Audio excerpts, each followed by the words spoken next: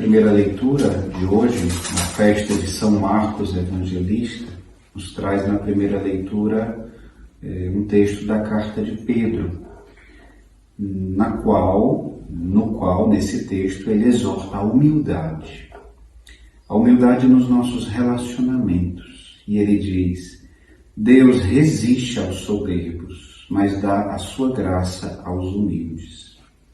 E Pedro exorta para que nos façamos pequenos, para que na hora oportuna Deus nos exalte.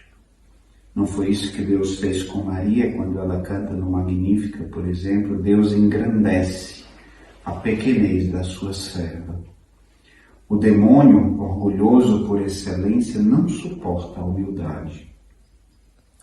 Porque a humildade é a verdade e ele é o pai da mentira. Ele não consegue conviver com ela.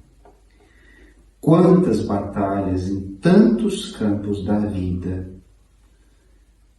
se travam, movidas pelo orgulho e pela vaidade.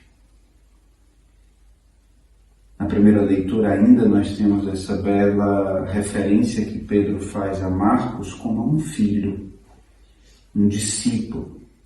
E de fato, o evangelista Marcos, cuja festa nós hoje celebramos, ele escreveu o segundo evangelho na ordem como aparece na Bíblia. Mas, segundo os exegetas, foi o primeiro a escrever um evangelho, Marcos. E o seu, muitos dizem, baseou-se sobretudo no testemunho de Pedro, de quem ele era discípulo e filho espiritual. O Evangelho de Marcos é onde mais aparecem os limites e as fraquezas de Pedro. É como se através de Marcos, Pedro se confessasse aos leitores do Evangelho. Porque o homem de Deus, a mulher de Deus, e nós como cristãos devemos todos buscar ser homens e mulheres de Deus, devemos ser aquilo que nós somos diante de Deus e nada mais do que isso. Não pretender ser algo que a gente não é. Como dizia Santa Teresinha, eu sou o que Deus pensa de mim.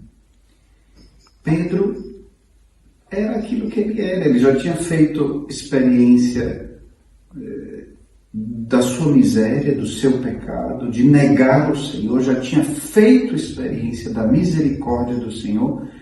E era exatamente essa experiência da misericórdia de Deus que fazia com que ele não tivesse medo de reconhecer aquilo que ele era, com humildade, através do seu filho e discípulo espiritual Marcos. Filho espiritual e discípulo Marcos.